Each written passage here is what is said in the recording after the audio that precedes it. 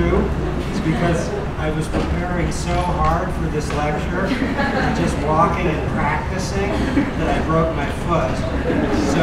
So if the lecture is bad, don't let me know because I worked so hard. It's a great honor to be here at this amazing institution. The kindness and generosity people have shown me since I arrived yesterday, I'll never forget it. And I just had an amazing seminar where people from here showed lots of problems with the paper I'm now working on. So the paper will get better, and let's hope that will happen for this also. Okay, so the name of the remarks, we have slides, is in defense of libertarian paternalism. You might have to sit. There we go. Okay. We're going to improvise. Okay, here's a story from a novelist named David Foster Wallace. He was not an economist, but he showed good behavioral economic thinking. There are these two young fish swimming along, and they encounter an older fish swimming the other way, who nods at them and says, "Morning, boys, how's the water?" And the two young fish swim on for a bit, and then eventually one of them looks over at the other and says, "What the hell is water?" And the reason this is a behavioral economic story is that all of us are, in a sense, swimming in water. And some of us aren't alert to what it is that we're swimming in. So we had a very interesting conversation last night about the legal system here, where there are questions in some contexts at least about whether it can be trusted to be fair. And I asked whether people who were concerned about unfairness were thinking that that's just how life is, that the legal system isn't fully fair, or they were thinking instead this is a pretty bad thing and it needs to be changed. And the response is at least some people think this is how life is. It's like water. So there's an idea that behavioral economists have stressed, and the word for it is choice architecture. And the idea is that our choices have an architecture behind them. Often the choice architecture is like water, but we're not quite alert to it. So if candy bars come in green wrappers, people who care about health and the environment are more likely to buy them. Even if the green wrappers are on chocolate that's complete milk chocolate, there's nothing healthy about them. If people sign forms at the beginning, there's evidence they're more likely to be honest than if they sign forms at the end. And of course, where you sign a form depends on what is, in a way, architecture, the architecture of forms. It's like water. We're going to have to do some water. Okay, so for a number of years I've been working on this idea of nudge. It comes from a longer term called Libertarian Paternalism. If we had called our book Libertarian Paternalism, I don't think anyone would have bought it, not even my mother. But the idea of libertarian paternalism is in a way more descriptive. The idea is that for a private institution, including this one, or for a bank, or for an energy department, or for a president, it is possible to adopt approaches that preserve liberty and freedom of choice, hence libertarian, but are also paternalistic in the sense that they steer people. I was in Acapulco a few months ago, and someone from your government showed me an app that you created. Maybe some of you have it on the cell phone that the government created, where the app shows if ATMs are near. So you can see on your cell phone ATMs. That's very convenient. It's a nice nudge. But it also has red color for the ATMs that are expensive and green for the ATMs that are inexpensive. And that is a nudge. It nudges both people to go to the green ones, and it nudges the people who run the ATMs to try to have green, inexpensive apps. Paternalism means that it is steering people's direct decisions in a certain direction. So the idea is to think of approaches that preserve freedom, but that also do some steering. The idea of choice architecture is that sometimes it's possible for a government, if it's concerned about corruption, if it's concerned about law enforcement, if it's concerned about crime, if it's concerned about pollution, to work not by mandates and bans, but by changing choice architecture. I think that's one of the largest questions for the 21st century, and we've just started to try to answer it. Okay, the advantage of nudges and uses of choice architecture is that they are often very inexpensive tools. So if you're concerned about private or public resources, a tool that is not very costly is going to have some appeal, and they sometimes have a big impact. I'll give some examples. Hence, we're seeing growing worldwide interest. To my surprise, there are many nations now that are creating nudge units or behavioral insights teams that are trying to discover low-cost ways to handle the problems that their nations are now dealing with. In a few weeks, the World Bank is coming out with its annual report, and it's really about behavioral economics and choice architecture and development. So it's hundreds of pages of studies of how countries that are struggling with economic development or low levels of economic growth or persistent poverty can use tools of this kind to help people. Okay, what I'm going to focus on are foundations, meaning ethical questions. So there are two principal foundations. One involves human welfare, and the other involves autonomy. So if we think of our great theorists of human welfare in the last several centuries, I think there are two who rise to the top. They win the tournament, and they are John Stuart Mill and Friedrich Hayek, whose focus was on approaches that can make human lives better. There's a different foundation which involves not welfare but autonomy, where the idea is that people have a right to make choices even if their choices make their lives go badly. That's what it means to be human. And Immanuel Kant is the great theorist of autonomy. I'm going to say a bit about human dignity as well, and something about democratic self-government. So there are four foundations, and of these, I think I'd like to put a little star next to the idea of dignity, that's an ideal that's worth maybe more attention than we've given to it. When we're thinking of policies, whether they involve corruption or poverty or law enforcement, often the challenge that governments face is that people's dignity isn't being respected, and to think of ways to make sure they feel they can go about their lives without being humiliated, that would be very good. Okay, conclusions. So you're getting the conclusions early. I worked hard on this, hence broken foot. It's pointless to object to choice architecture and nudging as such. The private sector nudges, a bank nudges, an energy company nudges, a store nudges, as does the government. Weather nudges. On hot days, people make different choices than on cooler days. Nature nudges. We can't object to nudging as such. Nudging takes very diverse forms, and I'm going to try to specify the kinds of tools that are available. Ethical abstractions can be a recipe for confusion. So here the idea is we want to be very concrete about what the ethical concern is and what the tool is. Third, if welfare is our guide, if John Stuart Mill is our hero, much nudging is actually required on ethical grounds. And if autonomy is our guide, if Kant is our hero, then much nudging is also required on ethical grounds. I want to make a little comment right now on that fourth point. It's often said, I think in many countries, that people who are poor and struggling should take more responsibility for their lives.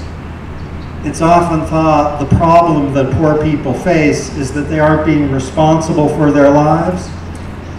There's a passage from a great economist from the Massachusetts Institute of Technology named Esther Duflo, where she urges we should stop berating poor people for not taking responsibility for their lives and think instead about the ways in which people who aren't poor don't have to take responsibility for their lives because things are taken care of for them.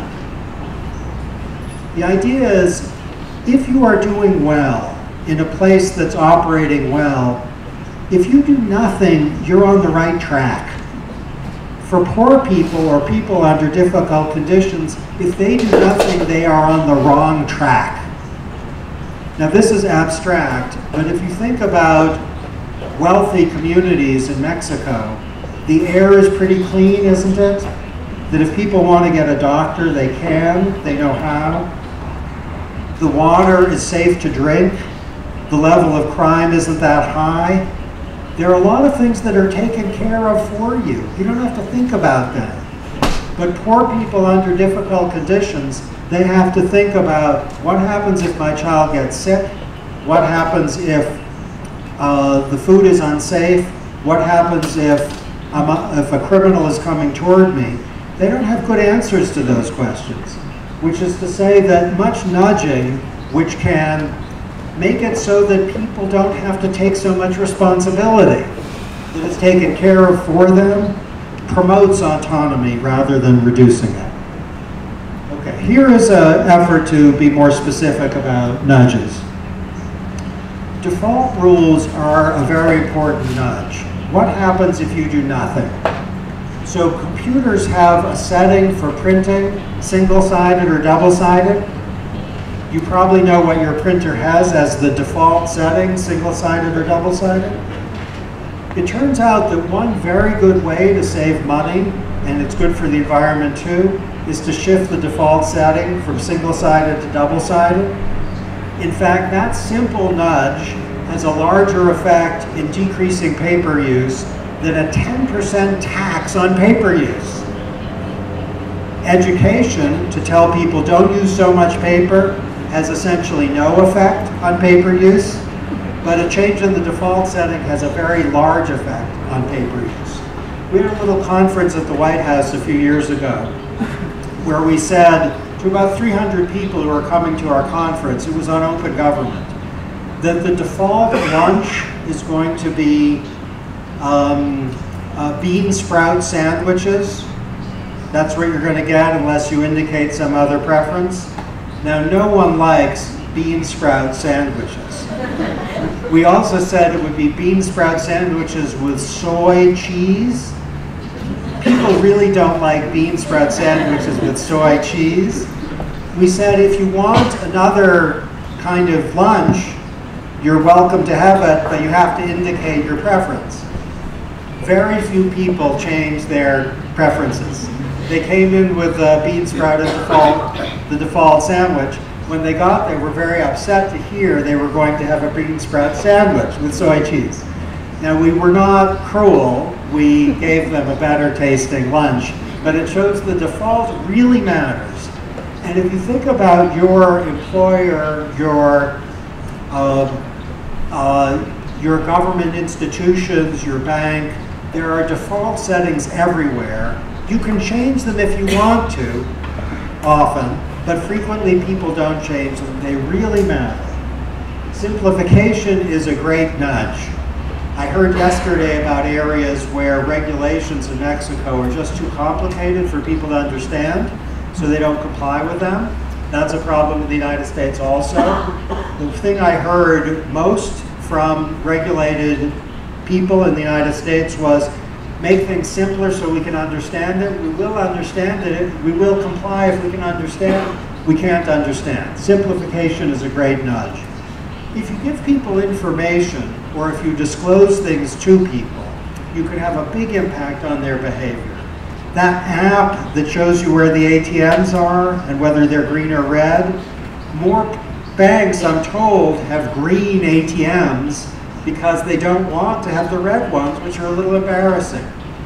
There's a phrase in the United States, sunlight is the best of disinfectants. Sunlight is the best of disinfectants. Here the idea is disclosure can make things cleaner. We talked a little bit, a colleague and I, just in the last hour, about the Open Government Partnership, OGP. Mexico has the presidency now of the Open Government Partnership. It's a great opportunity to use openness as a way of nudging both governments and the private sector in better directions. It's a great worldwide chance. Warnings are a nudge. Reminders are a nudge. There's a recent study showing that many parents in the United States don't do very well with their young children in preparing them for kindergarten. They just don't know what to do. One intervention that's had a big effect is to send reminders by text message. Many patients who could benefit from taking their medicine regularly don't. Reminders are a nudge. They are extremely helpful. So my hope is when people have cell phones, if you use a nudge in the form of a reminder, you can often have a very large impact on people's behavior. Increases in ease and convenience are a nudge. I know there's a growing problem of obesity in Mexico, though you all look very thin. The one possible help for the problem of obesity is to make healthy, low-calorie foods easy and convenient to find. If once you go in the grocery store, there's high-calorie foods, and the more healthy stuff is toward the back, people aren't going to get that. You have a big impact on people's choices. This is a form of choice architecture through making the healthy foods more convenient. Uses of social norms can have a big impact on behavior. Is this better, the microphone like this? Do you prefer this? Should I start from the beginning? Okay, use of social norms goes like this. If you let people know that their behavior is in the minority of what most people do, that can have a big impact in getting them to start to behave like the majority does. There's a company called O-Power, which is now doing business all over the world, which sends people a very short home energy report telling them how their energy use compares to that of their neighbors. The effect of that short home energy report is equal to the effect of an 8 to 20% increase in the price of electricity. That is, the home energy report gets them to decrease their energy use, the same as an 8 to 20% increase in the price of electricity. Social norms are often a big motivator of behavior. In the United Kingdom, they've had a problem with non-compliance with the tax laws. People sometimes don't pay their taxes. Prime Minister Cameron has used this idea to send letters to people who aren't paying their taxes, not saying, we're going to prosecute you, not saying you should be scared of us, not saying we need your taxes so we can provide education and police protection, but saying instead you are in a small minority of people in your community who aren't paying your taxes. That works. That has a big effect. So it's worth experimenting with efforts to let people know that if they're engaging in undesirable behavior, it might even be corruption or criminality, that if it's true that that behavior is a small minority of people, that can drive the amount down still. Public recognition of some kind can often have a big effect. I had a conversation a few weeks ago with the president of Rwanda, who said he has many challenges in Rwanda, though they've made great progress. And one challenge is some regions are doing much better than other regions at helping their people and at improving government performance. One thing he's done is have an annual meeting of all the regions where there is a public report of performance, and the ones who have done the best get some sort of recognition from the president. He said that's had a very dramatic effect. People want to get that recognition, and they don't want to be poor performers. That's a nudge. There's no mandate or coercion or ban that accompanies recognition. Sometimes you can have a big impact on people just by asking them what choice they want to make. Active choosing is often a good spur to better behavior. And sometimes active choosing needn't be required, it can just be prompted by having a public official or a private company or a bank ask, what would you like? Do you want to make a choice? That's a nudge. Often people can make a voluntary agreement in advance not to engage in a course of conduct. Here's a good way to get people to vote. Amazingly, this is a good way to get people to vote. Ask people, do you intend to vote? That increases the likelihood that they will vote. If you ask them, do you intend to vote? And if so, where do you intend to vote and when? It's called implementation intentions. That's a nudge, no coercion. That increases voting behavior. So one question you can ask people if you're worried about obesity is, do you intend to start eating more healthy? When? That can have a real impact. Population-wide, a significant impact, asking people about implementation intentions. So that's an assortment of 10 nudges. Okay. Here are 4 qualifications, or 3 qualifications that I think are important. First, active choosing can indeed be best, and it is a form of choice architecture. So if when people go to get their driver's license, I gather here, I heard a fascinating account here of now people get their driver's licenses automatically and very easily.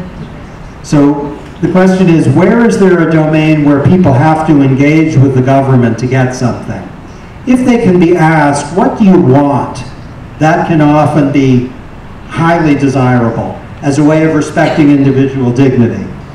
Choice architecture, this is very important, must be transparent and subject to public scrutiny. If you have choice architecture that is hidden and secret and that is imposed on people without their hearing about it, that can be affirmatively harmful. Choice architecture must not be undertaken for illicit ends, meaning you could use choice architecture to try to promote violence or bias or bigotry, and that would be, needless to say, bad. So we need to make sure that choice architecture is done for ends that are legitimate. Okay, here are 5 concerns. Do nudges violate individual rights? Do they compromise autonomy? Do they compromise dignity? Do they treat people with respect? And do they help people to learn? Those are some good concerns. Okay, the first page of nudge defines our objective, the objective of the ideas I'm describing, which are to influence choices in a way that will make choosers better off as judged by themselves. Notice, if you would, the italics, as judged by themselves. Maybe it should be in bold as well as the italics. If the government is using nudges to try to get people in a position that they don't themselves believe is better, that's a problem. So the as judged by themselves standard is usually pretty simple, and even if it's not always simple, it's the right lodestar. In a democratic society, we are respecting people's individual judgments.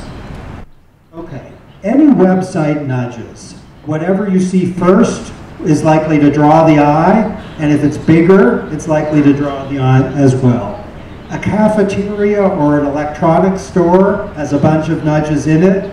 Google has a cafeteria in New York. I haven't been, but they apparently changed it in recent years to make it more healthy, not by taking away the fattening foods, not by doing that, but by making the healthy foods more visible and accessible.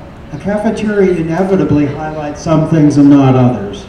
A cell phone, lawyers and doctors, the law, government, nudging is inevitable. You can't not. Okay. I think the most exciting work in social science in the last 30 years has involved human error, the ways in which human beings go wrong. Are you all familiar with behavioral economics as a field? Is that familiar? Some of you are nodding. I'll tell you a little bit about it. Okay, I'll give you a few findings. When people are trying to assess probability, how likely is it that something will happen? they often use something called the availability heuristic. Availability heuristic, which means they ask, is an example available? Does it come to mind? Many people in the United States have been very frightened of Ebola, even though the risks are very, very low. And it's because the examples of cases in which people have gotten sick, they're very available. They come to mind. They get a lot of attention. So I'm hoping you can think of cases in Mexico where a highly publicized incident has made people very fearful of a risk that is actually quite low, and of cases where maybe something isn't publicized, but it happens a lot and the risk is really high and people aren't scared enough. So the availability heuristic means our probability judgments sometimes go wrong, and that can lead to mistaken individual judgments and mistaken government policies. There's a systemic bias that people are subject to called present bias, meaning they think that the today and tomorrow matter, and the future is a foreign country, later land, and they're not sure they're ever going to visit later land. We can do a little test of present bias right now. Think about yourself for a moment, please. Let's have a narcissistic moment. Everybody think about yourself. Two of you are not thinking about yourself. Think about yourself. Okay, as you thought about yourself just now, a part of your brain actually lit up. There's a part of the brain that lights up when you think about yourself, and it just did. Now think about yourself, if you would, on a beautiful beach in South America in a year from now. We're talking December, a little more than a year, December 2015, you're on a beach. Think about yourself in a bathing suit. Now for some of you, a certain number of you, that part of the brain lit up again. But for some of you it didn't. Now here's what's interesting. For those of you for whom it didn't, you will rather have a certain amount of money today than a larger amount of money in a week. You will not defer gratification. For people who see their future selves as like strangers, not themselves, they suffer from a lot of present bias. And they're more likely not to save for retirement, not to protect their health for the long term, not to engage in behavior that actually is important given their lifetime. Now all of us, whether that part of the brain lights up, are potentially subject to present bias. And with respect to savings, training yourself for a good job, healthy eating, obesity, smoking cigarettes, drinking alcohol, present bias is a big source of the problem. We also know that about 80% of the population shows optimistic bias. The vast majority of people think they're safer than the average driver and less likely to be in a serious accident. 94% of college teachers have been found to believe that they're better than the average college teacher. People have an accurate sense of the likelihood that people are going to get divorced, but at the time of marriage, 100 people think that the likelihood that they will stay married is 100%. A majority of smokers has been found to know the statistical risk of smoking, but also to believe that they are personally less likely to get lung cancer and heart disease than the average non-smoker. Okay, optimistic bias can create a lot of trouble in individual lives. Okay, are you familiar with the book Brave New World? It's a book about a society, really, which is full of comfortable defaults, where everyone has a happy, comfortable life, in part because they're using a drug, but let's put that to one side. The hero of the book is called the Savage, and he says, I don't want comfort, I want God, I want poetry, I want real danger, I want freedom, I want goodness, I want sin. And you can see that very eloquent statement, I think, as a potential concern about nudging. So we could say that some nudges aren't transparent, some might operate behind people's backs, some might be harmful, some might treat people as babies, they might be infantilizing, and some might be violative of rights. Okay. Here's a question. When, if ever, do those objections make sense? Do they make sense when people are given information about the caloric content of food? I hope you're thinking no. That doesn't offend anyone's dignity. Do they make sense when people are asked to say what they want? Certainly not. Do they make sense when people are reminded of an appointment or of a bill or of a medical treatment they should be taking? No. That's a helpful way of getting them to the top of the mind. Do they make sense when people are presented with a default rule? Usually not. If your default rule says that you're going to have double-sided printing, does that treat you like a baby? No. You can go single-sided if you want. Recall the list of nudges. Okay, here's a reminder. This is, I think, a defining example of a nudge. A GPS. A GPS is a nudge in the sense that it gives you a route by which you can get to the direction you want, but if you don't like it, you can say to the little voice on the GPS, I'm sorry, I have my own preferred route. Now notice the GPS is gentle in two different ways. First, it is respectful of your ends and just trying to find out a means by which you can fulfill your ends. So if it's a form of paternalism, and it is, it's one that operates in the interest of the destination you want. Now I think that's deeply important, that a government or a private institution can say, we are going to operate like a GPS.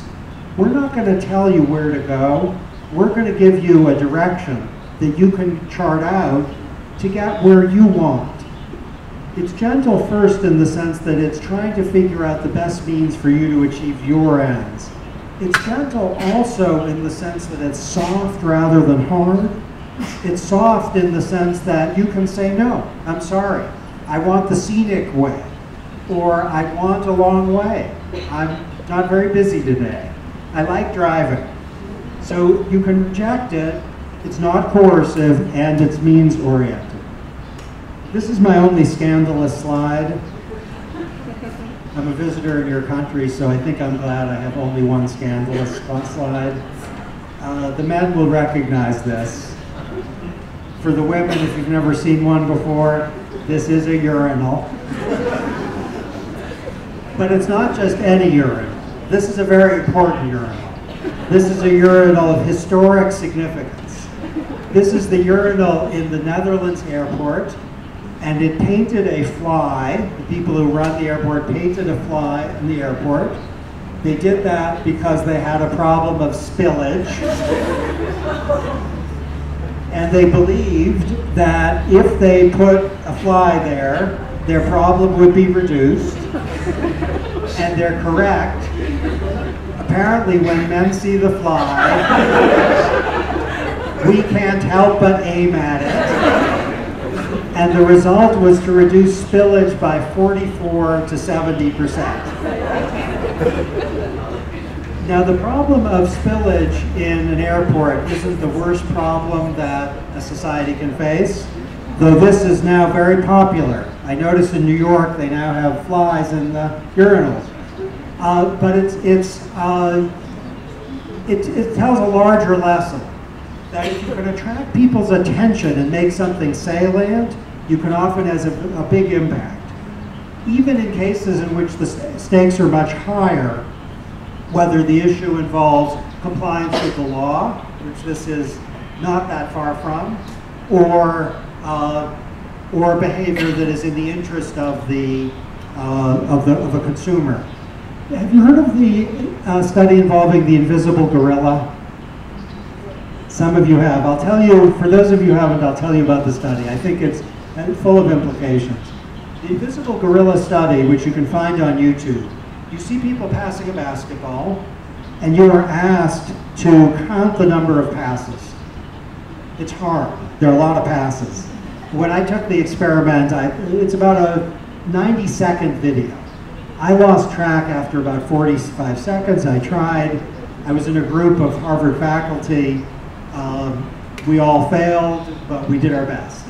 And at the end, the experimenter said to my group, "Did you see the gorilla?" And we looked at him and no, of course there wasn't any gorilla. They were passing a basketball. And one person raised his hand and said, "Yes, I saw the gorilla." And we all thought it was a joke. Then they replayed the video, and sure enough, at some point, a human being dressed in a gorilla costume comes in, pounds his chest, and then walks by. And none of us saw the gorilla. Now, I told my daughter, who's 24, about this experiment, and I told her what I just told you, and then I showed her the video, and she said, "Where was the gorilla?" So even if you know about the gorilla, you might not see it. Now, this is about the nature of human attention. And human attention is often focused on a small subset of the things you're actually seeing, and what you see is a product of what is made salient. So with respect to the issue of energy efficiency, something people care about a lot, when people buy products, often they think only about how much does it cost, and does it work well. They don't think, how much is it going to cost me to operate over the next 5 years? Energy efficiency is often like the invisible gorilla. And my question for you is, in what areas in Mexico are there invisible gorillas whose invisibility is causing serious problems, and which there could be something helpful by making it more visible? Okay. Here is what used to be the most visited website in the United States government. It's called the Food Pyramid. There's a person, gender unclear, marching to the top of the pyramid. This is supposed to inform people, teachers, parents, students, what they should eat if they should be eating healthy. Now, notice that imagine you're trying to figure out what to eat. There's a person marching to the top of the pyramid. What's that white triangle? Is that death? Is it heaven? Is it thinness? It's unclear, yes? What are you marching to? Climbing to? There are these stripes with various colors, green and red and blue, and there are foods bunched together. What do they connote? Most unclear, isn't it? What are the foods? Do you recognize the foods that are bunched together? I recognize only one item of the 35 or so. If you look on the bottom right, that looks like a shoe. Does that mean the government is telling you to eat a shoe? We got rid of the food pyramid and replaced it with the food plate, which it says very simply, make half your plate fruits and vegetables and you'll probably be fine. That's the simple advice. And this was constructed on the basis of both experts in nutrition and experts in communication and behavioral science trying to figure out what would be simple and work for people. I have a slogan, and my little slogan for you is plate, not pyramid. Plate, not pyramid. Wherever government is working, or a private institution is working, an educational institution, a parent, an employer, plate, not pyramid. Because often what seems like resistance is a product of ambiguity. People don't know what they're supposed to do. And I'll tell you the origin of my slogan, plate, not pyramid. When I was in the government, I had a friend involved in a quite important negotiation between the United States and another country. It wasn't Mexico, it wasn't Russia, it wasn't Syria, but it was an important negotiation. And a few days before the president was personally going to arrive, we didn't really have any agreement on anything. And that's not good. if the president's coming to the country, we want the foundations to be in place for an agreement. My friend actually flew to the country to work on the negotiation, and I called to see how it was going and asked the night after the negotiation, and it would look very bleak. How did it go? And the answer in the phone across the international lines was great. And I asked, why? How did that happen? And the answer over the international line was plate, not pyramid. And I asked, what do you mean? And the explanation was the reason things hadn't been working was the United States and the other country were talking like this. They couldn't figure out what each country was saying. And they had no agreement. It was too obscure. And once the United States, I think it was, said, here are 12 things we'd like. Would you agree on any of them? The other country said, oh, 8 of those are good. We agree with those 8. And that was the foundation. So I thought on the regulatory side, often the problem is that we are treating people in a pyramid-like way. And once we produce the plate, there's more possibility of progress. Okay, do nudges work? If there's any slide you remember, I hope it's this one. This is the one, this is my favorite. This is the one that broke the foot. In Denmark, automatic enrollment in a pension plan, meaning once you start work, you're in a pension plan, you can opt out, but you're automatically in, has a larger impact in increasing savings than significant tax incentives. Now, for a long-time University of Chicago person, me, that is a stunning finding. If you give people big incentives, they ought to change their behavior. That's clear. But the data is, in this context, it has only a modest effect. If you have automatic enrollment with easy opt-out, people can get out if they want. It shouldn't have a big effect, but it has a large effect. So in Denmark, a lot of people are having good savings for retirement because of automatic enrollment. And what I'm thinking is there are many other areas where the same is true, and we just need to investigate what they are. Second slide. We have a law in the United States which discloses information about people's credit card arrangements.